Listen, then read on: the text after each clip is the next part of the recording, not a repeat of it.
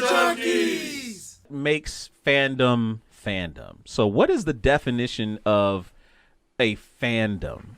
Obviously, very simplistic ways you could say it's any collection of fans that feel passionate about something. You got the MCU fandom, you got Star Wars fandom, you got DC fandom, you've got Sony fandom, you've got Xbox fandom, Marvel fandom, DC fandom, anime fandom, you know, whatever you want to say.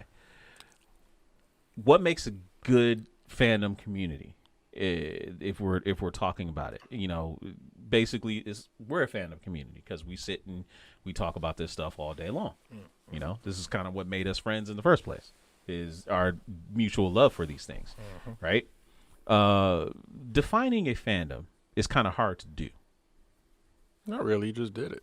I mean, I did, but some people will say they're fans, but they're only fans of one aspect of a fandom. You know what I mean? And that's fine. Okay. Like, people will consider themselves Marvel fans, but they're only fans of the movies. Yeah, you got some people like that don't read the comics at all. I mean, right. I would say, I won't say, well, I guess I do fall into that category because I don't read the comics, and it's not, I explained this a million times, it's not because I don't want to read the comics, it's too damn convoluted. Movie's easier. You pick up the movie, you watch it, you get a story, you end it. Now, granted, it's not the same as a comic, and if I want to know anything about the comic, I got you guys, or I got YouTube that'll tell you about a whole storyline in like 20 minutes, half hour. I can get the whole breakdown, and I'm just like, okay, that's cool. I don't have to read friggin' 160 and not get anywhere. Drist is like you. He says, I don't read the comics either because I don't know where to start. Exactly. I don't know where to start, so I'm not going to be bothered. I read the independent stuff because it has a beginning and an ending, and it's not like 15 different X-Men comics, 25 different, Spider-Man comics. And if we're just talking about Marvel, 452 DC Batman comics. I don't know what's what. Okay. Lots of comments out there. Just like Cassidy 75. I'm a DC movies and not a Marvel movie fan. Woo! That's surprising. Not saying that's no. It's only surprising to me because though DC movies can and have been enjoyable, they just to me have not given me that same feeling of like an accomplishment in the matter of satisfactory, like over the course of time. Like they interlinked the characters. They made sure all the storylines flowed through. They put this, and this to make sense of this, and this, where DC is like, okay, we got this movie, and then we got this movie, and we got this guy from showing up for this movie, but they don't really link them together, which it's kind of sloppy. But, teach their own. I'm not hating. It's a different style, basically. And then I would respect their style more if they didn't suddenly try to copy Marvel's style in the middle of them doing their thing. Yeah.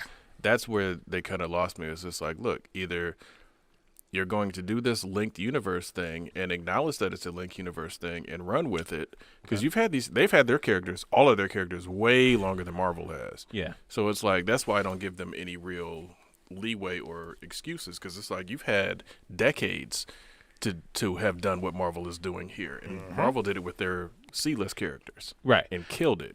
They did. I'm going to go to the chat real quick, and then I'm going to get to Amarak, because a lot of good stuff is going out there. So Driss followed up by saying, my first comic that I read, though, was the issue where Magneto ripped the adamantium for Wolverine.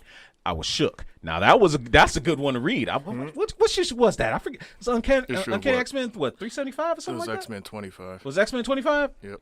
Okay. Uncanned X-Men. Yeah. Uncanny was the gold team. Blue team was straight up X-Men. All right. Iguana Man says, being a fan is resonating with something, finding something relatable in the material that fuels the passion. That's a good one. And if Omega has an interesting one, that's gatekeeping. Really? Which one? I know someone who watches Mandalorian just to coo over how cute Baby Yoda, a.k.a. Grogu, is, and is angry at Luke for taking him away. Never watched Star Wars at all. Is she a Star Wars fan? Yes. Question. Yes, that's a good question. Is she a Star Wars fan, or is she a Mandalorian Because fan? otherwise, that's gatekeeping. It's Mandalorian is part of the Star Wars universe. Or is she just a Baby Yoda fan? I just like Baby Yoda. Doesn't matter.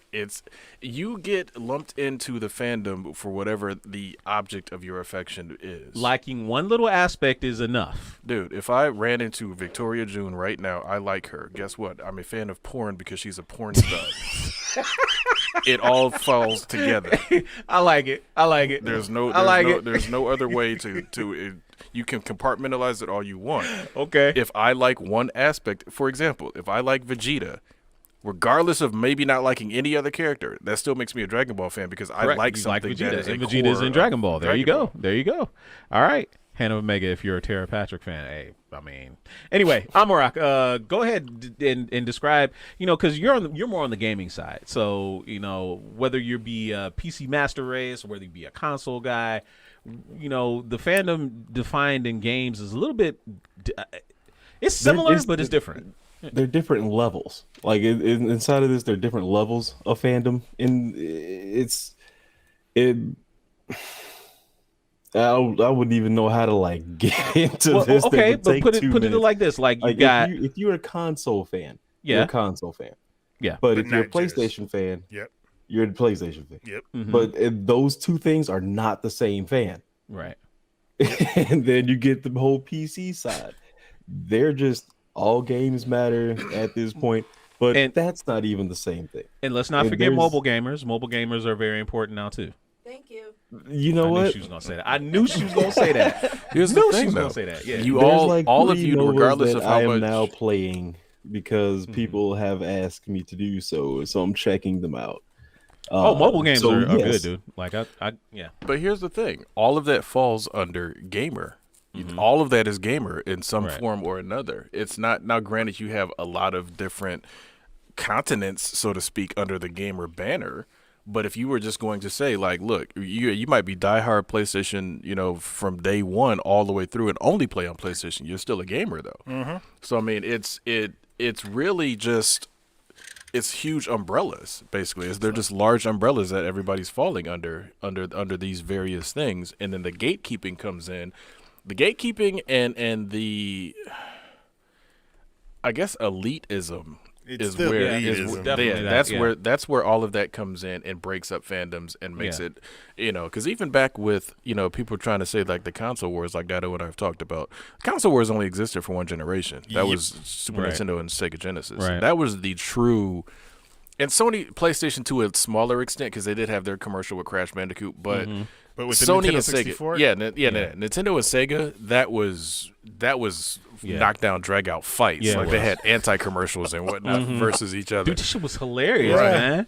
Excuse me, but like you said, the current fandoms of the current generation are trying to continue that. It's not even the same. The companies don't even care anymore. They're like, look, we're making our money. Yeah, Right. they don't care. There's no competition commercials. The same game is put on both systems, and most And people it's usually not even going to be able to identical. tell the difference Yeah. at all, especially this generation. You're not telling the difference between the two. Not really. You're not doing it Yep. at all. City of 75 is like, I bought an Xbox, then I felt like I was cheating on my PS.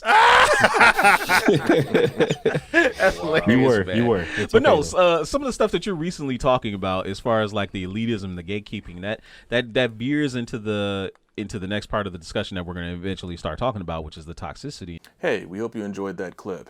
Make sure you check out our live content on Twitch. It's twitch.tv/culturejunkies. We also have a lot of content available on YouTube, unboxings as well as Blu-ray reviews. And you can support us on Patreon, patreon.com/culturejunkies. And on top of all of that, if you go to culturejunkies.net, you can check out our merch store. The link is culturejunkies.net/merch. There's a lot of great merchandise there. So there's links and logos and stuff all around me. So check those out, and we will see you next time.